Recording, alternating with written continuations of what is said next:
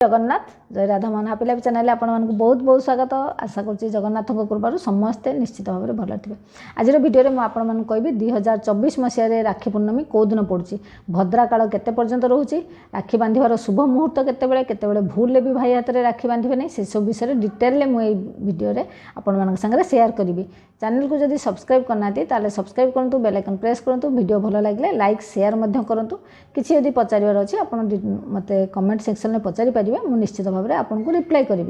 देखो राखी पूर्णमी ए वर्ष पड़ुची 19 अगस्त 2024 सोमवार दिन। आउ से दिन जेहेतु श्रावण मासर शेष दिन माने श्रावण पूर्णिमा से दिन सोमवार भी रोचे, माने श्रावण मासर शेष सोमवार रोचे।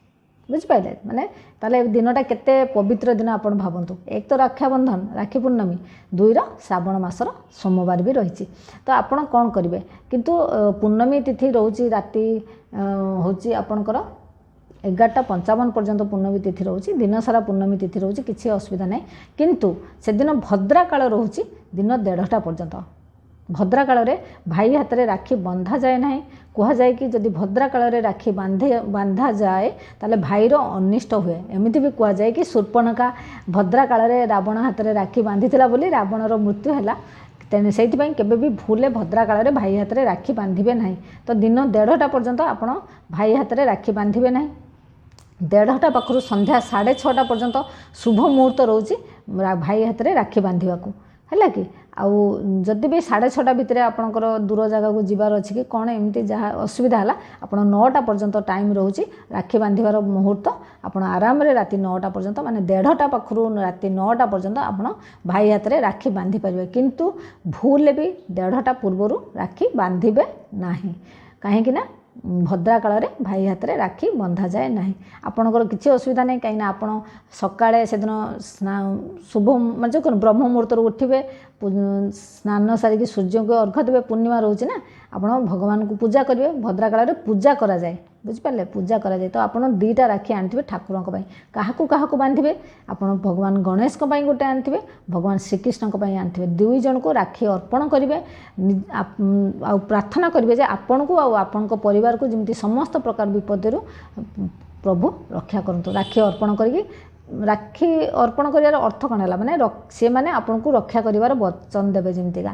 तो सहीटा आपण प्रार्थना करेंगे भगवान को। गणेश जी सी हेले विघ्नहर्ता आ श्रीकृष्ण जी सी हेले पालनहार, तेणु तांको राखी अर्पण करिकी तांकर आशीर्वाद कामना करेंगे। जेहेतु से दिन सोमवार रोचे आपण महादेव मंदिर जाइकी महादेव को हूँ शिवलिंग जल अर्पण करें। जदि आपन को नीलकई मिलूँ ताकू अर्पण करेंगे, शमी फूल अर्पण करेंगे, शमी पत्र अर्पण करेंगे, धला अरख फूल अर्पण करके सेठी भी भाईर शुभ कामना करेंगे।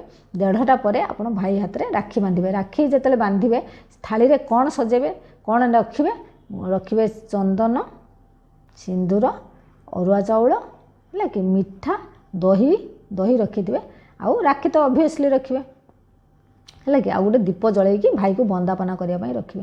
तो प्रथमे भाई मुंडे चंदन सिंदूर अरुआ चाउल लगेदेवे, भाई को बंदापना करेंगे है, भाई को राखी बांधे, मिठा खोईदेवे, दही खोईदेवे है। ये सब करके तापर आपण जदि भाई बड़ हो प्रणाम करेंगे, जदि छोट हो ताले कौन करेंगे किसी कर ना। तो किंतु भाई भी से यही दिन राखी पूर्णमी दिन भौणी हाथ में किसी ना कि दबा उचित, जहाँ भी हो किसी ना भी चॉकलेट गोटे भी भौणी हाथ में सी देकी रक्षा करिवार प्रतिश्रुति दबा उचित है। एटा आपण हूँ राखी बंधिले। आउ जेहेतु आम ओडिया फैमिली से दिन हूँ बलदेव को जन्मदिन, बलदेव जीवर। तो आउ से दिन गोरु मान को पूजा करा जाए। जो जहाँ मान घरे गोरु अच्छा से मुंडरे जो सिंगरे फूल माला दि जाए, आउ सिंगरे भी राखी बंधा जाए।